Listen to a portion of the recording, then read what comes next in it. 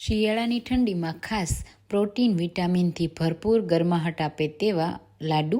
Hello friends, welcome to Gannu's kitchen. આજે આપણે બનાવીશું હેલ્ધી, ખૂબ જ ગુણકારી એવા તલમાંથી. જો આ તલ લાડુ તમે ક્યારેય ટ્રાય ના કર્યા હોય તો જરૂરથી ટ્રાય કરવા જેવા છે અને ચીકી ખાવાનું પણ ભૂલાવી દે તેવા ખૂબ જ હેલ્ધી છે. તો ચાલો બનાવીએ. એના માટે સૌથી પહેલાં આપણે 1 કપ તલ લઈશું. તો સફેદ કે કાળા કોઈ પણ તલ લઈ શકાય. તો મેં અહીંયા વ્હાઈટ તલ લીધા છે.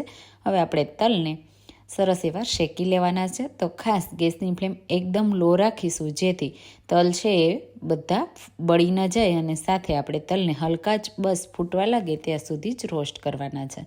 તો પેન તમારી ગરમ હશે તો 1 થી 2 જ મિનિટમાં તલ સરસ રીતે શેકાઈ જશે.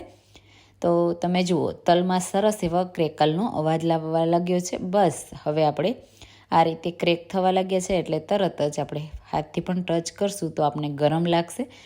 હવે આપણે આ પેનમાંથી કાઢી લેશું અને હવે એ જ પેનમાં અડધા કપ જેટલું ડેસિકેટેડ કોકોનટ નાળિયેરનો ઝીણો ભૂકો એડ કરીશું.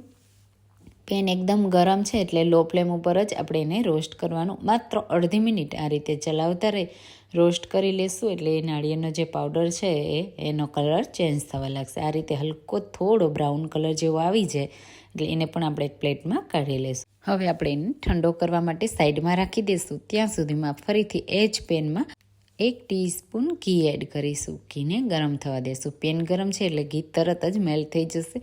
હવે આપણે એમાં 2 ટેબલસ્પૂન બદામ, 4 ટેબલસ્પૂન અખરોટ અને 4 ટેબલસ્પૂન કાજુ. તો ડ્રાયફ્રૂટ ઓછા કે વધારે તમારી ચોઈસ પ્રમાણે એડ કરી શકો છો. તો આ બધા ડ્રાયફ્રૂટ છે એ શિયાળામાં ખાસ ખાવા જોઈએ અને ખૂબ જ હેલ્ધી, ગુણકારી છે.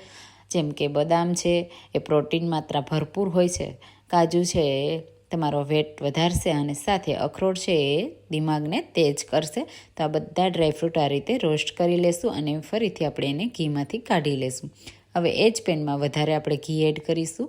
તો 2 ટેબલસ્પૂન ઘી હું એડ કરું છું અને હવે આપણે એમાં ગુંદર. તો ગુંદર તો શિયાળામાં ખાસ ખાવો જોઈએ. ભરપૂર માત્રામાં તમને ગરમાહટ આપશે અને સાથે ખૂબ જ હેલ્ધી બનાવશે. તો હું અહીંયા ગુંદરને તળીને એડ કરું છું. તમે એનો પાવડર કરીને પણ એડ કરી શકો છો, પણ તળેલો એડ કરશો તો તમને લાડુ ખાવાની ખૂબ મજા આવશે. તો આ રીતે તમે જુઓ, મેં ઘીમાં એડ કર્યો એટલે સરસ એવો ફૂલી ગયો. હવે આપણે આ ગુંદરને કાઢી લેશું. તો મેં અહીંયા 1/4 કપ ગુંદર લીધો છે. તો પહેલાં આપણે આ રીતે અડધો છે એ તળી લીધો અને બાકીનો હવે આપણે એડ કરી દઈએ એટલે ઓછા ઘીમાં સરસ એવો ગુંદર તળાઈ જશે અને આપણે આ લાડુમાં ઘી પણ વધારે એડ નહીં કરવું પડે. તો તમે જો વેટ લોસ કરતા હોય અને તમારે હેલ્ધી બનવું હોય અને ખૂબ ઓછા ઘીમાં કોઈ પણ વસાણું ખાવું હોય તો આ વસાણું ખાવા જેવું છે અને કોઈ પણ લોટ વગરનું છે તો ખૂબ જ હેલ્ધી છે. તો ખાસ આ રીતે ગુંદર તળાઈ ગયો એને સાઈડમાં રાખી દઈએ. ત્યાં સુધીમાં આપણા તલ પણ ઠંડા થઈ ગયા. તો આપણે એને એક મિક્સર જારમાં લઈ લેશું અને એને આપણે અધકચરા વાટવાના છે. તમે આ તલને ખાંડીને પણ લઈ શકો છો. તો મિક્સર જારને આપણે પલ્સ મોડમાં ચલાવીશું એટલે આ રીતનો અધકચરો ભૂકો તૈયાર થશે. તો તમે જુઓ, કોઈ દાણા આખા છે, કોઈ આ રીતે અધકચરા થઈ ગયા છે. તો હવે આપણે એને એક બોલમાં કાઢી લેશું. હવે આપણો ગુંદર પણ ઠંડો થઈ ગયો. તમે જુઓ, હાથથી આ રીતે તોડીએ તો એકદમ એનો પાવડર થઈ જાય છે. હવે આપણે એને પણ ક્રશ કરી લેશું. તો આ રીતે સ્પૂનની મદદથી કે તમે કોઈ પણ મેશરની મદદથી ગુંદરને આ રીતે ક્રશ કરી શકો છો. તો તમે મિક્સર જારમાં પણ ક્રશ કરશો તો પણ ચાલશે. તો આ રીતે તમે જુઓ, મેં સ્પૂનની મદદથી એકદમ સરસ એનો પાવડર તૈયાર કરી લીધો. જો મોટા દાણા રહી ગયા હોય તો તમે હાથથી ક્રશ કરશો તો પણ ક્રશ થઈ જશે. હવે આપણે જે ક્રશ કરીને તલ રાખ્યા છે તે એડ કરી દઈશું. સાથે જ આપણા ડ્રાયફ્રૂટ પણ ઠંડા થઈ ગયા છે તો એને પણ મિક્સર જારમાં એડ કરી અધકચરા વાટીને તૈયાર કરીશું. તો આ રીતનો મોટા ભૂકો તૈયાર થઈ જશે. તો બસ હવે આપણે એને પણ તલ અને ગુંદર સાથે મિક્સ કરી લેશું. તો ડ્રાયફ્રૂટ આ રીતે તમે જુઓ, એના ટુકડા સરસ ખાતી વખતે મોંમાં આવશે તો ખાવાની ખૂબ મજા આવશે. સાથે આપણે નાળિયેરનો પાવડર પણ એડ કરી દઈશું. બધી વસ્તુ મિક્સ કરી લેશું. હજી આપણે આ લાડુને ખૂબ જ હેલ્ધી બનાવવા માટે થોડા આપણે એમાં સીડ એડ કરીશું. તો એના માટે મેં અહીંયા 2 ટેબલસ્પૂન પમ્પકિનના બી લીધા છે અને 2 ટેબલસ્પૂન મેલન સીડ એટલે કે મગજતરીના બી લીધા છે. તો બંને બીજ એડ કરવા ઓપ્શનલ છે. સારી રીતે મિક્સ કરીશું અને હવે આપણે લાડુનો પાક કરવા માટે ફરીથી ઘીવાળી જ પેનમાં 1 કપ ગોળ એડ કરીશું. તો અહીંયા મેં દેશી ગોળ લીધો છે, તમે કોઈ પણ ગોળ લઈ શકો છો. ગોળને આપણે આ રીતે સતત ચલાવતો રહેવાનો છે, એટલે થોડી જ વારમાં તમે જુઓ ગોળ સરસ એવો મેલ્ટ થવા લાગશે.